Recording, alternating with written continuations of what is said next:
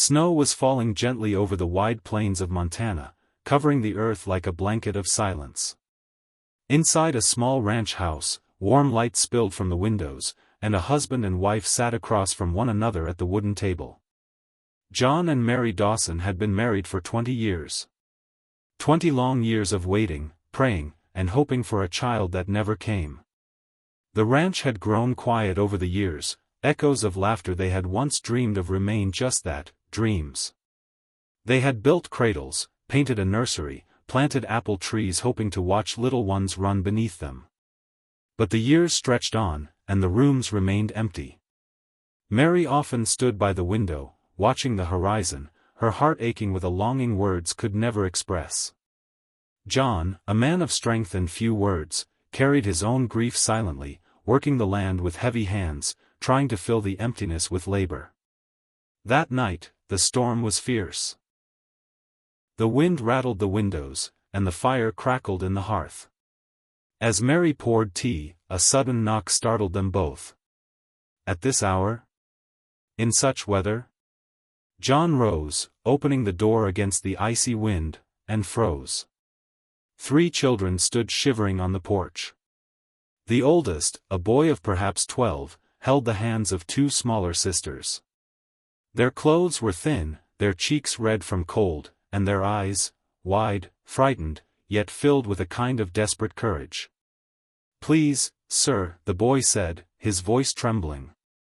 We got nowhere else to go." Mary's hands flew to her mouth. Without a word, she rushed forward, gathering the little ones into her arms, pulling them into the warmth of the house. John closed the door quickly, his heart thundering. As the fire's heat touched them, the children slowly began to thaw, though their eyes still darted nervously. Mary knelt before them. "Sweethearts, where are your parents?"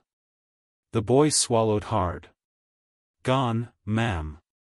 The fever took Pa last winter. And Ma, she passed 2 months ago.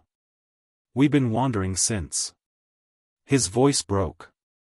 "Didn't want to be split up. We just wanted to stay together."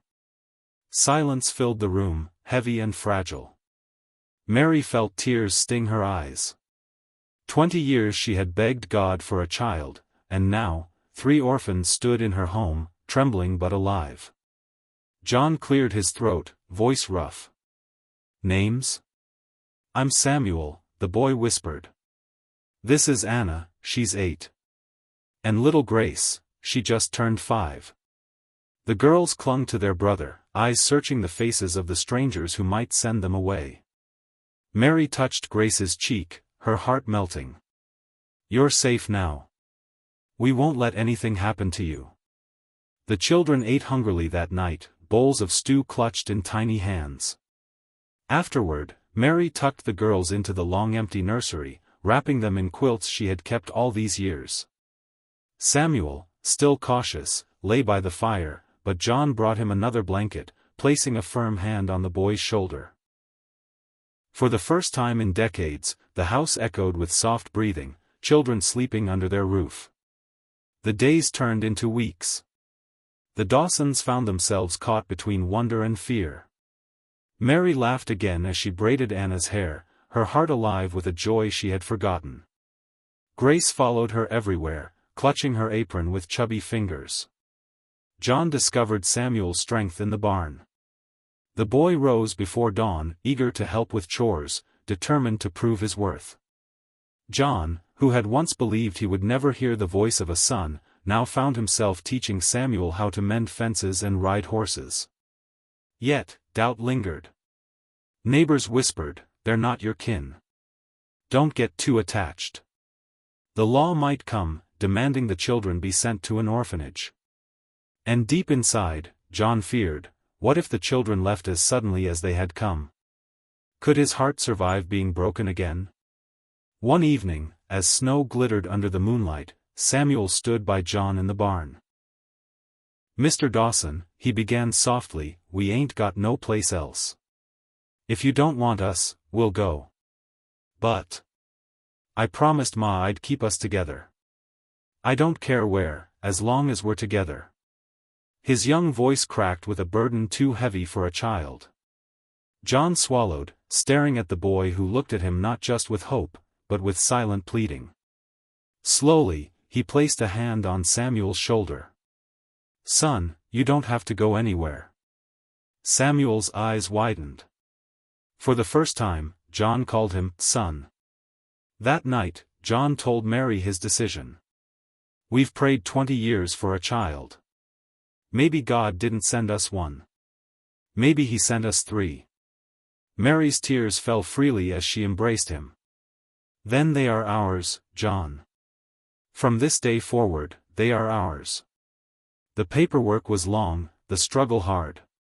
But the Dawsons fought fiercely, determined to keep the children.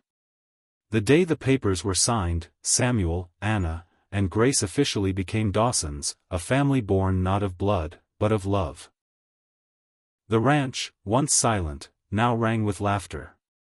Anna chased chickens across the yard. Grace filled the air with song.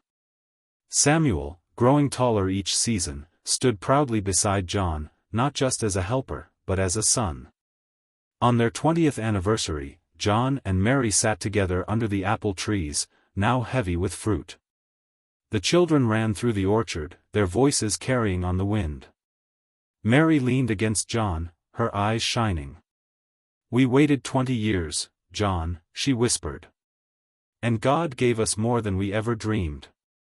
John's weathered hand closed around hers. "A family. That's all I ever wanted." And as the sun set over the ranch, the Dawsons knew their home was finally complete, not because of what they had lost, but because of the love they had chosen to give. Sparkle's moral: sometimes life doesn't give us what we expect.